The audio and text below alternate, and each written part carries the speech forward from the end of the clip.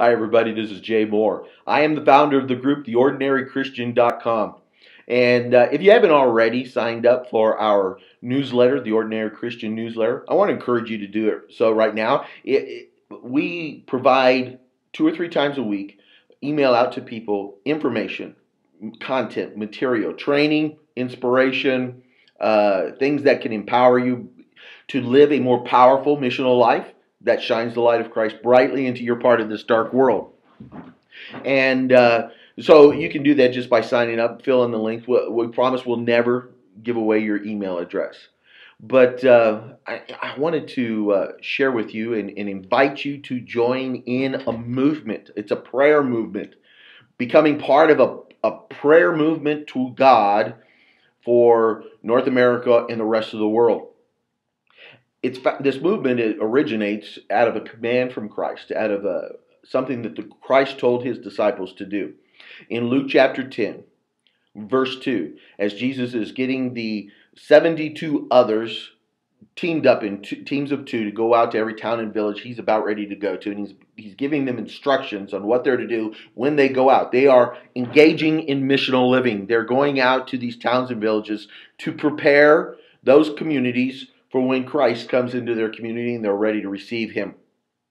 The chapter before, in chapter 9, Jesus had sent out the 12 to do the same thing. So now we're seeing the movement grow. But one of the important principles and instructions that Jesus gives to these 72 others as they're going out is to pray. That's right, is to pray.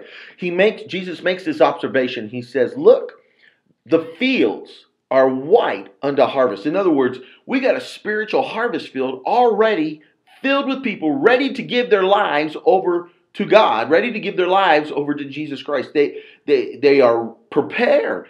They're ready to.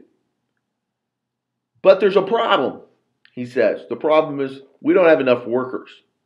There's not enough people to bring in the harvest. We got workers, but not enough workers.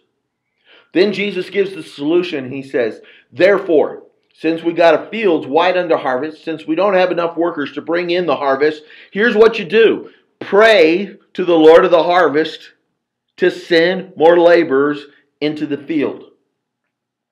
The solution that we're to join in, the way we're supposed to join in solving the problem, is to pray to God to raise up, train up, and unleash more spiritual harvesters out into the harvest field. That's our job. Now here's the prayer movement that's happening all over the United States and around the world. In keeping with Luke 10:2, which is where we find this command to pray.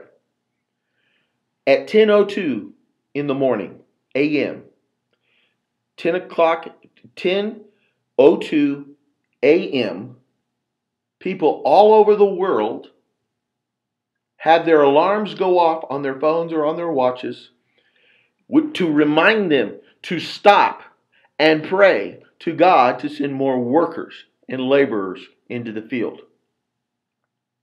We're praying that God would raise up more workers. Now, some of those workers are sitting in the pews of churches and they're not doing anything. And God is going to put a holy fire under their rear ends and motivate them to, get involved, to get some training, and then get out there.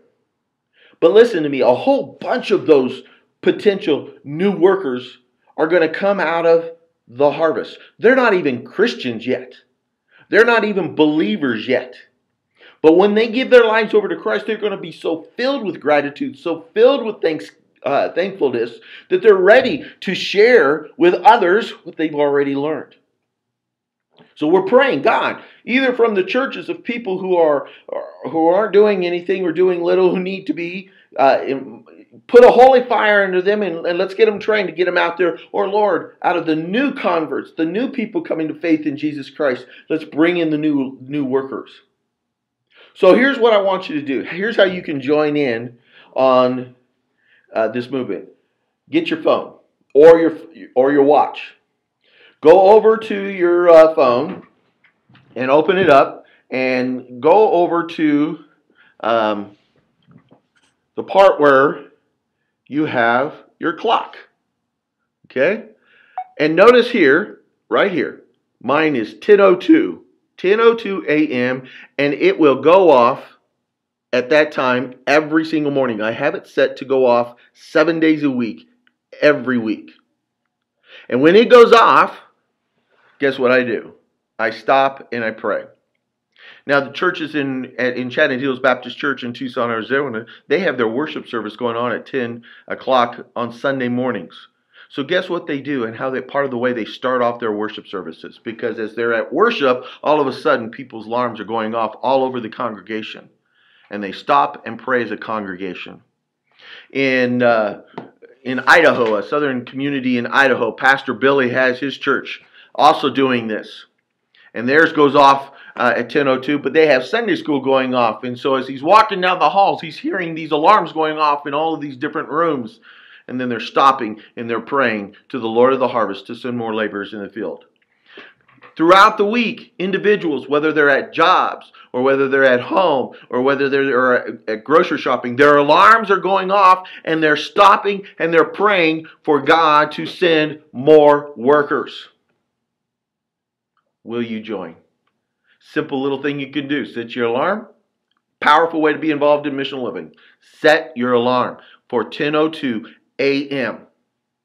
When it goes off, stop and pray, Lord, we are desperately in need of more workers who will share the gospel of Jesus Christ and who will equip the new believers to live godly lives who also share the gospel of Jesus Christ.